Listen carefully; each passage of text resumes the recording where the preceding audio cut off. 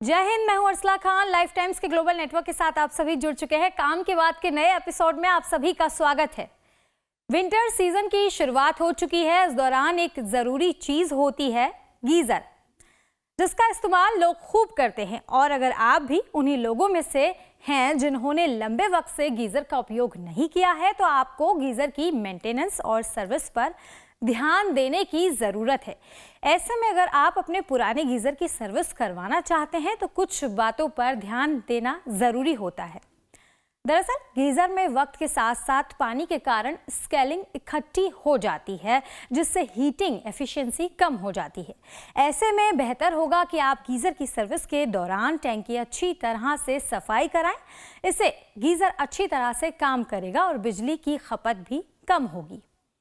दरअसल बाजार में मुख्य तौर पर 4 अलग अलग तरह के गीजर उपलब्ध हैं, जिसमें electric water geyser, instant water geyser, storage geyser, gas geyser शामिल हैं। गीजर के इन विभिन्न प्रकारों के लिए सुरक्षा सावधानियां और रखरखाव अलग अलग होते हैं। कई बार गीजर के इस्तेमाल में हुई लापरवाही आपके लिए जानलेवा साबित हो सकती है। तो चलिए काम की बात के नए एपिसोड में जानते हैं कि आपको गीजर में किन चीजों का इस्तेमाल करना चाहिए और किन जरूरी टिप्स को फॉलो करने चाहिए।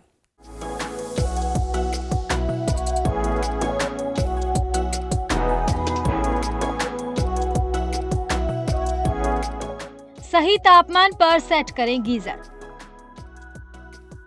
जब भी आप गीजर का इस्तेमाल करें तो इस बात का ध्यान रखें कि गीजर के लिए एक सही तापमान सेट रखें। ज्यादा तापमान सेट होने की वजह से अक्सर पानी जरूरत से ज्यादा गर्म हो जाता है। इसके अलावा इससे बिजली भी ज्यादा बर्बाद होती है। ऐसे में ये जरूरी है कि आप समय समय पर अपने गीजर का तापमान चेक करते रहें। सामान्य तौर पर गीजर का तापमान 45 से 40 डिग्री के बीच रखना चाहिए। वेंटिलेशन का रखें ध्यान। आप घर के जिस भी हिस्से में गीजर लगवा रहे हैं, इसे लगवाते समय वेंटिलेशन का पूरा ध्यान रखें। बाथरूम या वॉशरूम कहीं भी इसे लगवाते समय वेंटिलेशन की अच्छी व्यवस्था करें। दरअसल पानी गर्म करते समय कई गीजर गैस रिलीज करते हैं। ऐसे में प्रॉपर वेंटिलेशन न होने पर ये किसी दुर्घटना की वजह बन सकती है।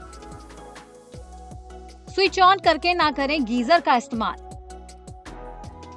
गीजर का इस्तेमाल करते समय ये ध्यान रखें कि ये ज्यादा देर तक ऑन ना रहे, क्योंकि ज्यादा देर तक इसका स्विच ऑन रहने से ये गर्म होकर फट भी सकता है। इतना ही नहीं, कई बार स्विच ऑन रखने की वजह से बॉयलर पर दबाव पड़ने से लीकेज भी हो सकती है, जिससे करंट भी लग सकता है। इसलिए आप भी गीजर से गर्म पानी निकालें तो हमेशा स्विच ऑफ ही रखें और इस्तेमाल के बाद इसके बाद बंद करना ना भूलें।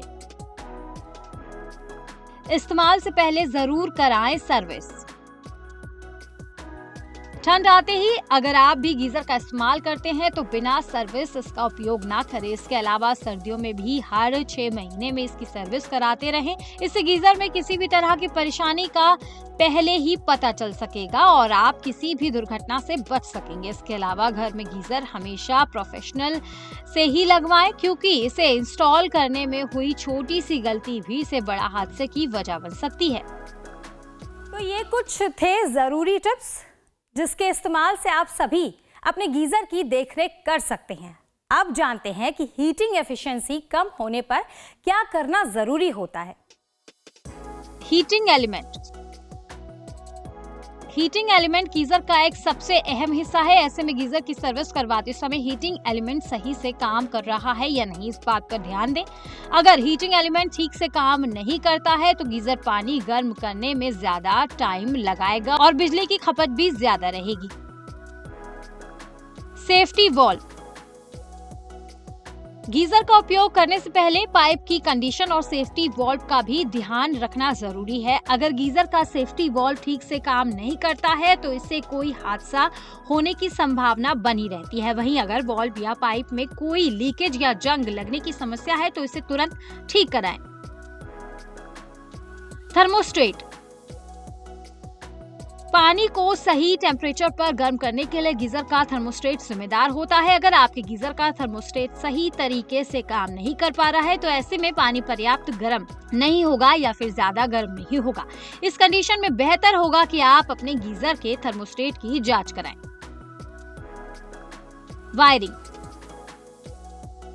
गीजर का इस्तेमाल करने से पहले इसकी वायरिंग और पावर सप्लाई की जांच कराना आवश्यक है। अगर कहीं ढीला कनेक्शन या शॉर्ट सर्किट है तो इससे गीजर के खराब होने या फिर कोई हादसा होने की संभावना बढ़ जाती है। ऐसे में बेहतर होगा कि आप सर्विस के दौरान गीजर के प्लग और वायरिंग की जांच कराएं। तो काम की बात में सिर्फ आज इतना ही। जल्दी से ये वीडियो सभी को शेयर कर दीजिए ताकि काम की बात सबके काम आ जाए।